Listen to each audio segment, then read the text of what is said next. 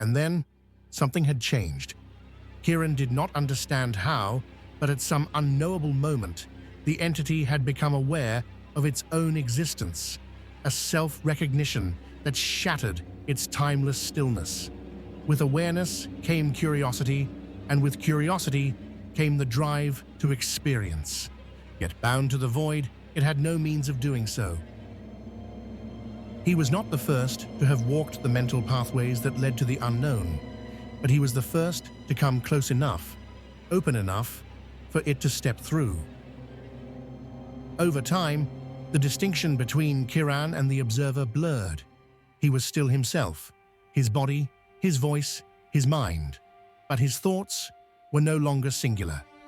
He walked through the world as both man and aperture, a being through which another entity experienced reality.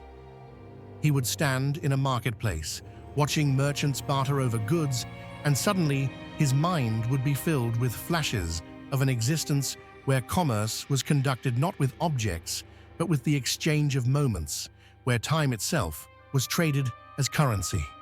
He would listen to the sound of rain against stone and recall the memory of an endless desert where sound had never existed, and the concept of auditory experience had been an unfathomable absence. He glimpsed creatures whose thoughts stretched across dimensions, whose language was woven through the shifting of constellations rather than words.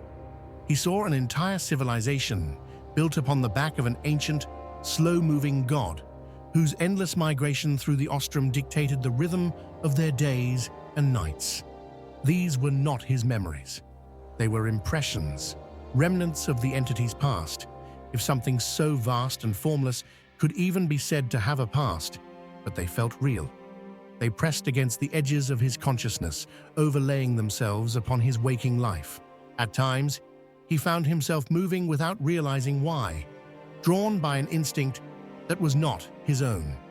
He would pause to watch the way sunlight filtered through stained glass, the way shadows bent and stretched in the evening light, and feel the entity's silent marvel. Through him, it was experiencing warmth for the first time, the taste of salt in the air, the way music carried across water. Every sensation was a wonder, a study, a moment of silent observation. But as time passed, something deeper began to stir.